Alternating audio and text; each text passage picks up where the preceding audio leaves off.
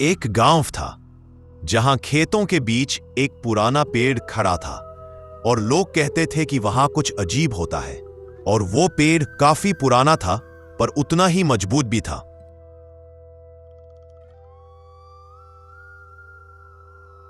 नंदू काका की चाय की टपरी पर मोहन, राकेश, बल्लू आराम से बैठे बैठे बातें कर रहे थे। भाई लोग, तुमने सुना? आज फिर उस पुराने पेड़ के पास से अजीब आवाज आई थी। हाँ यार, मुझे उस पेड़ के पास एक अजीब सा एहसास हुआ था, जैसे कोई मेरे पीछे पीछे चल रहा हो। मैं तो डर के भागकर अपने घर आ गया था। हाँ यार, अब उस पेड़ का मामला अब हाथ से निकल रहा है। गांव वाले सच में बहुत परेशान हो गए हैं। हाँ बेटा, जरूर इस पेड़ को किसी काली शक्ति ने घेर लिया है। पहले यहां कुछ नहीं होता था, लेकिन पिछले कुछ महीनों से अजीब चीजें दिख रही हैं। रात को परछाई घूमती है और पेड़ के नीचे किसी के कदमों की आवाज सुनाई देती है। गांव वाले अब डर के मारे उस रास्ते से भी नहीं गुजरते। यार, मसला बड़ा लग रहा है। पेड़ के पास कुछ तो है जो सबको डरा रहा है। नंदू काका, हमें वहां जाना होगा और देखना होगा कि वहां असल में है कौन। बेटा, मेरी बात मानो, उस पेड़ से दूर ही रहना। जहां डर खुद आवाज देकर बुलाए वहां जाना ठीक नहीं होता। हमें कुछ भी हो सकता है। अरे पर नंदू काका, हमें देखना तो पड़ेगा ना। आखिर वहां है क्या? हर दिन मामला और डरावना होता जा रहा है।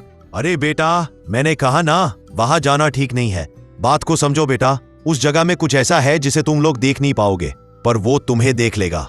काका सही कह रहे हैं मोहन, वहां कुछ तो है भाई।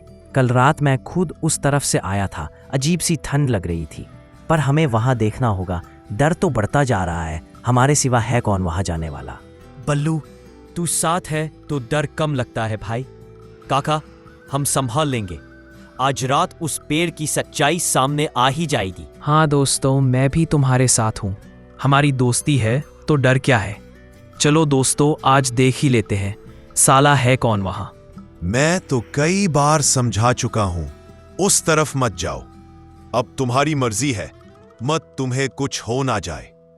तुम ही तो हो जो मेरी टपरी पर रोज आते हो। अरे काका, हम तीनों साथ हैं, डर किस बात का। हम जल्द ही लौटेंगे काका जी, आप चिंता मत करो। हम सब की ताकत हमारे साथ है और आपकी दुआ। अरे हाँ बेटा, जाओ, मेरी दुआ तुम सबके साथ है। बस संभल कर आगे बढ़ना। हाँ काका जी, आप चिंता मत करो, हम संभल कर ही जाएंगे। अरे चलो दोस्तों, अब बातें करने का टाइम नहीं है, अब उस भूत का पर्दा फांस करने का टाइम है। मोहन और राकेश और बल्लू बड़े जोश के साथ आगे बढ़े, लेकिन उनको ये पता नहीं था कि उनके साथ क्या क्या होने वाला है।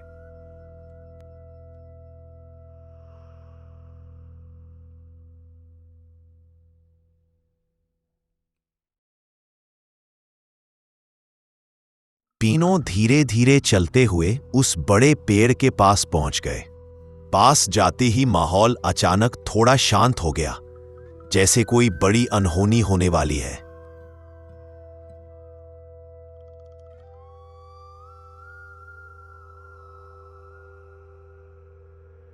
अरे यार, जितनी बातें गांव में सुनते थे वैसा तो कुछ दिख ही नहीं रहा। पेड़ तो बिल्कुल सीधा साधा लग रहा है। लगता है ये हमारा और गांव के लोगों का वहम है। हाँ यार, शांत तो है, लेकिन दिल कह रहा है यहाँ कुछ तो गड़बड़ है। ये शांत माहौल मुझे ठीक नहीं लग रहा है। माहौल थोड़ा अजीब सा लग रहा है। दोस्तों, अब हमें यहाँ से जाना चाहिए। ये माहौल मुझे भी ठीक नहीं लग रहा। अरे हाँ यार, जैसा सोचा था वैसा कुछ भी नहीं है, सब ठीक ठाक है। यहाँ तो कुछ भी नहीं है, पेड़ भी पूरा मासूम सा खड़ा है। चलो अच्छा है, डर जैसा कुछ निकला ही नहीं। खामोखा सब गांव वाले इस मासूम पेड़ से डर रहे थे। हाँ यार, यहाँ तो ऐसा कुछ है ही नहीं। सब गांव वाले भी खामोखा डर रहे थे। चलो अब नंदू काका को बोलते हैं कि वहां ऐसा कुछ नहीं है, ये तो बस लोगों का वहम है। तभी अचानक वहां से एक आवाज आई। ये आवाज सुनकर तीनों कांप उठे। तीनों के दिल की धड़कन तेज होने लगी। अरे यार, ये आवाज किसकी थी? कौन है यहाँ? हाँ यार, ये पता नहीं किसकी आवाज थी, लेकिन भाई लोग डरो मत। हम डर गए तो वो हमें और डराएगा। हाँ यार, डर तो सबको लगता है। वो आवाज ही इतनी डरावनी थी, लेकिन हम डरेंगे नहीं। कौन हो तुम? क्यों डरा रखा है गांव वाले को? बताओ क्या चाहिए तुम्हें? मोहन की बात खत्म होते ही सन्नाटा छा गया।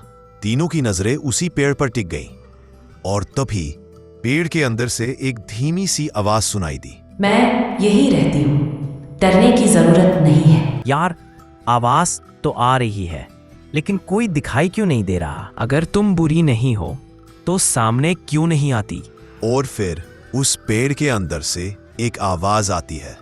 मैं किसी को डराना नहीं चाहती, बस चाहती हूँ कि लोग इस पेड़ को नुकसान न पहुंचाएं। तो गांव में डर क्यों फैला हुआ है?